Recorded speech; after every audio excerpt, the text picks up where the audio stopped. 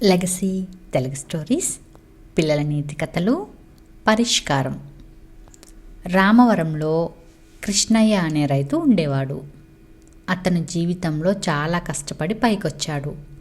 తన ఎదుగుదలకు కారణం తనకు విద్య నేర్పిన గురువు అని అందరితో చెప్పేవాడు.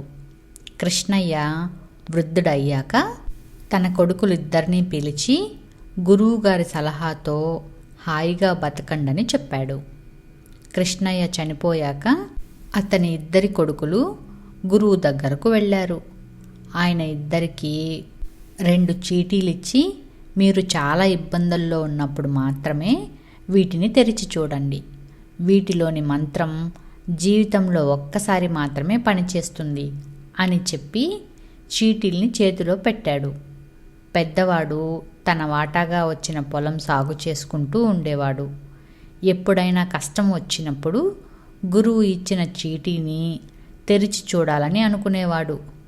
కానీ అది ఒక్కసారికే ఉపయోగపడుతుందన్న మాట గుర్తొచ్చి ఆ ఆలోచన మానుకునేవాడు. సమస్యను తన శక్తి మేర పరిష్కరించుకునేవాడు.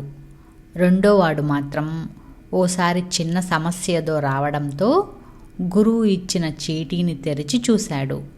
నీది చాలా చిన్న సమస్య, త్వరలోనే తీరిపోతుంది అని దానిలో రాసుంది. ఆ ధీమాతో ధైర్యం తెచ్చుకున్నాడు. నెమ్మదిగా ఆ సమస్య నుంచి బయటపడ్డాడు. తర్వాత మళ్ళీ అతడికి సమస్యలు వచ్చాయి. వాటికి పరిష్కారం తెలియక నిత్యం ఇబ్బంది పడుతూ ఉండేవాడు. పెద్దవాడు మాత్రం జీవితంలో ఎప్పుడూ చీటీ తెరవకుండానే అవసరమైతే చీటీ ఉందన్న ధీమాతో సమస్యలన్నీ తనకు తానుగా పరిష్కరించుకుంటూ సంతోషంగా జీవించాడు.